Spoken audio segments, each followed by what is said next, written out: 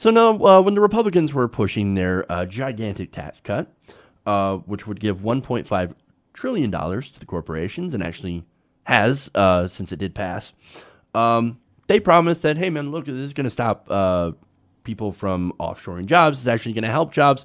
We're actually going to get more and more jobs, right? These tax cuts, you sprinkle them on the companies, and they're going to create jobs, right? So how's that working out?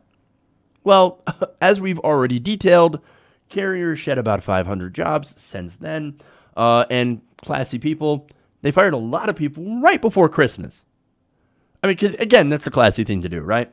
Comcast also did about the same thing, and actually paid people to keep it quiet. So people would get the severance package, not very big, but some sort of severance package if they just shut up about it. Again, this happened around Christmas. And now AT&T is also looking at laying off thousands of workers. So, but what about the bonuses, Jeff? There's these companies that are actually giving out great bonuses, and some are actually raising their wages. That's true. There are some that are raising wages, and yes, there's true. There is some bonuses, but a lot of these bonuses come with a little bit of a caveat. One of them, for example, Walmart, you have to be there for about 20 years. While that's happening, Sam's Club also is laying off hundreds of people, if not thousands of people. So, look, that whole bonus thing, look, giving bonuses is nice, but it's nowhere near as beneficial as actually giving out actual pay raises, which they, in a lot of places, refuse to do. So all that was a bit of a PR smokescreen, right? So look, those are some of the layoffs. Now we have even more. Kimberly-Clark, the maker of Huggies diapers and Kleenex tissues, announced on Tuesday that it will cut about 13% of its workforce globally, or at least 5,000 jobs, in a bid to reduce costs.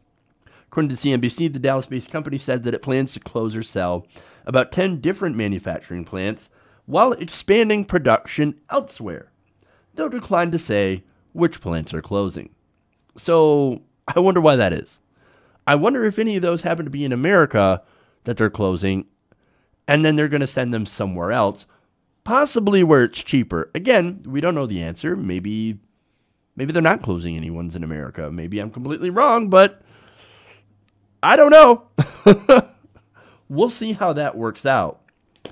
Most likely answer here is yes, they're closing American plants and they're moving them somewhere else.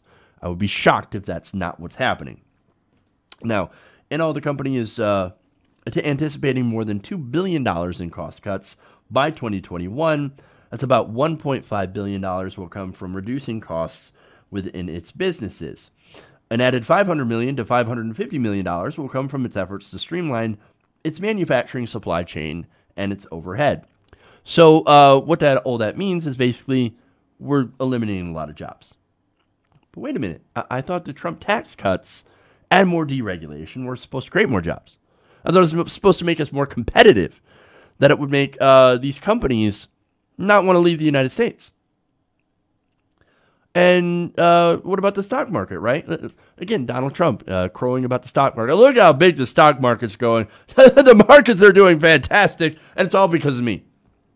Well, just because the market's doing fantastic doesn't mean that regular people are doing fantastic. Look, in reality, if you have a 401k, you're actually doing pretty good, right? And that's great. Hey, but unless you have that, or unless you have investments in the market, well, then this doesn't really impact you. If you're a regular working person who happens to lose their job because of this, well, then you're screwed. Now, speaking of the stock market, right? For years, consumer companies have enjoyed what has been widely considered to be over-optimistic stock prices. Now, the names are grappling with the reality of a new landscape. Now, if you're not sure what that means, let me explain. See, a lot of these companies haven't actually been growing. They actually haven't been making more sales. But the stock market has been growing. Now, the reason for that is these companies are sitting on so much money that they've decided, you know what we're going to do with our money instead of actually expanding and creating jobs? Because we can't create jobs if there's not as much demand. So we're going to inflate our stock prices by buying back our own stock. Now, let me give you a total of how much Kimberly-Clark has spent in the last year on stock buybacks. According to the New York Times, last year the company spent about $900 million, nearly $1 billion, repurchasing its own shares. Oh, so that's what happens. So, look, what happens is when they do that, they inflate their own price, as I mentioned, and it makes it more attractive to investors. And they can also use that money to boost executive pay. It's a win-win for the shareholders, right? However, these companies, CNBC explains, must now find growth to match up with investors' expectations, but are faced with changing shopping habits and competitive pressures.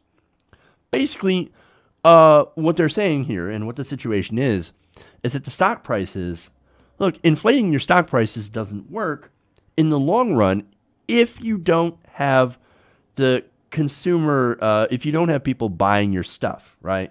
If consumers aren't buying your products, then investors are going to be like, well, you have this huge stock price, but you're actually not doing very well. What's the deal? Oh, you must be just repurchasing your shares. Oh. Now, making matters worse, CNBC explains, retailers are cutting prices in a fight for market share. Now, that's actually good for the consumer.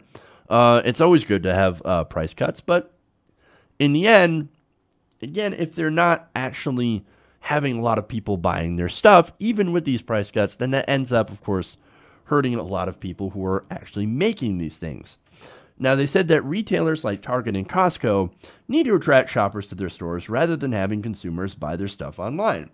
Meanwhile, retailers like Walmart, Aldi, and Lidl, all known for low prices, continue to open new stores and increase their influence. So the macro effect that's going on here, that's actually causing that, is these stores offer things for cheap. Most people no longer have that disposable income to go and buy things that are more expensive or to shop at more expensive stores.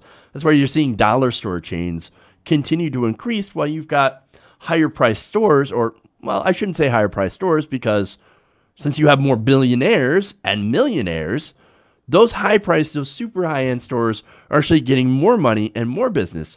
But it's that middle of the road.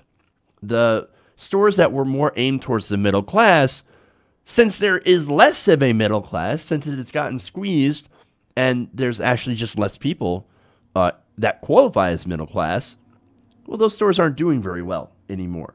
So that's the sort of a side effect that we see from people not having money. Now, there's another factor in here that's actually important as well. That speaks to our economic inequality issue. Kimberly-Clark is getting hit with a baby bust. Again, one of their main things is that they sell diapers, right? And baby supplies. Well, it turns out the market is not full enough. Millennials are not having enough children. In fact, the U.S. birth rate dropped to a historic new low last summer. So instantly, of course, we're going to see articles come out. Millennials have killed the diaper business. Oh my God. Look, it's another industry the millennials have murdered. In reality, look, I'm a millennial and I don't have children yet. And I think I can speak for a lot of us when we say we can't. We just can't afford to do it. There's high student loan debt. There's stagnant wages. There's not a lot of economic opportunity. There's not a lot of good jobs out there. And so, look, there's a lot of reasons, economic reasons, why millennials don't want to become parents. So, and that's a problem that no amount of tax cuts for the corporations can fix. The fact that they just don't have enough customers. So maybe instead of handing $1.5 trillion to these corporations, maybe we should instead of focus on giving people an education that doesn't leave them tens of thousands of dollars in debt. That might be a good idea, right? Now, you could also, I don't know, make sure that we have higher wages, a living wage. I mean, these companies, you don't even need congressional action, right? If Kimberly-Clark instead would go, yeah, you know what? Maybe we should go and raise wages. And we should get everybody else in the industry to raise wages as well to a living wage instead of using that $900 million to buy back their own stock.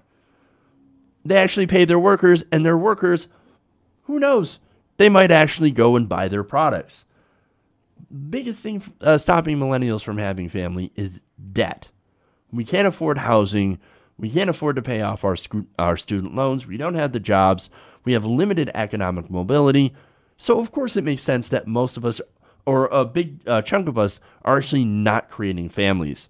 And, of course, that has its economic impacts. And this is one of them.